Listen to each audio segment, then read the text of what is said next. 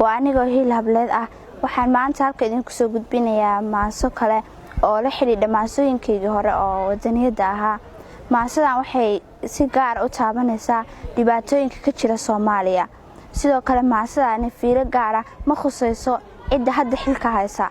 laakiin waxay khusaysaa cid kasta oo Soomaali xil soo qabatay ama qaban doonta.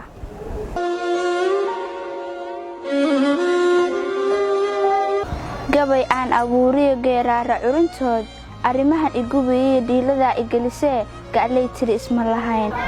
dibkan iga dhex qurxiyo nabaradan igubaya waa galiiliyo joogta geey waxaynu joognaa la gumaado maatida la gublamiyo hooyada la go'doonshay nabad geey waxaynu joognaa geesi iyo gashaantiyo kulli guurtideeniyo ninka golka hadal kale lagu gano hub waaweyn geey waxaynu joognaa siyaasigu dangaariyo gasiinkiisa cayrsado geey waxaynu joognaa madaxdii ka gamaado cadow gacanta ugu jira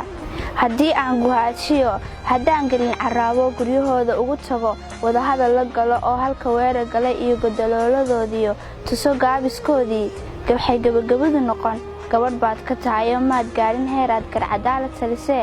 anaa talada gooye gurigii inoo joog waxay geesiyadiyo guray iyo siyaadow geerida idin qarisaana goblamisay maanta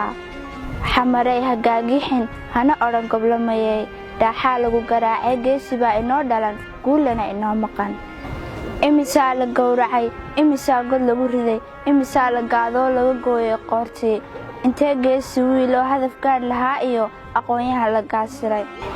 intee gaari dumaroo guudka feedhanaysiyo gabadh aan weliba curan asay loo guntaayo geesigeedii laga dilay xamarey kumaan goyn gabadhaadii baan ahay guubaabo mooyee garnayl maan awoodee raggaagaa ku gaasiray adigoo gubanayay guryahooda jiifaan dhaawacay gurtaan iyo tacsidoy ganaan bay kaa giijiyaan oo kula garab ordaayaan